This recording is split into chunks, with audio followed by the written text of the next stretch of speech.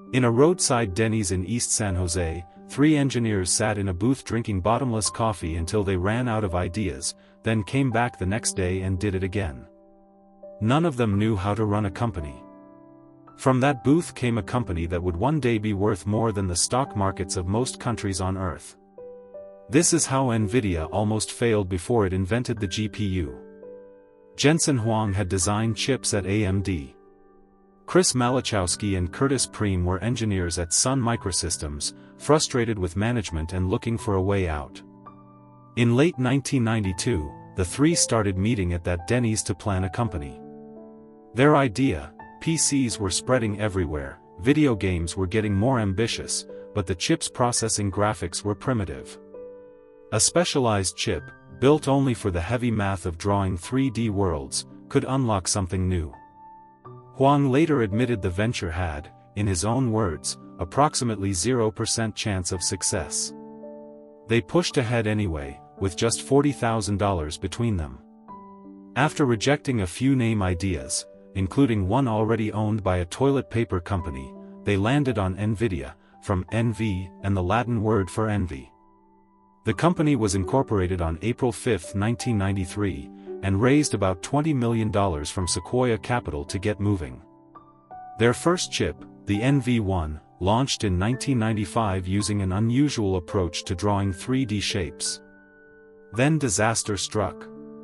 Microsoft announced its new graphics standard would only support a rival approach, and NVIDIA's entire architecture became obsolete almost overnight.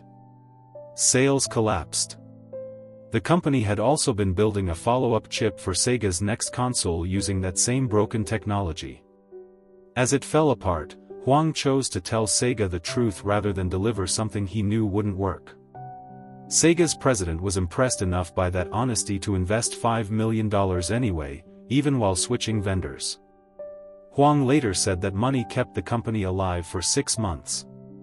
By late 1996, NVIDIA had cut its staff from 100 employees to 40, and was, by Huang's own account, 30 days from running out of money, a phrase he reportedly repeated at company meetings for years afterward. The recovery came from a complete reset. Engineers rebuilt everything around the industry-standard rendering approach, and with barely a month of payroll left, they built the Riva 128. It launched in 1997 and sold 1 million units in 4 months, saving the company. A successor chip, the Riva TNT, cemented the comeback.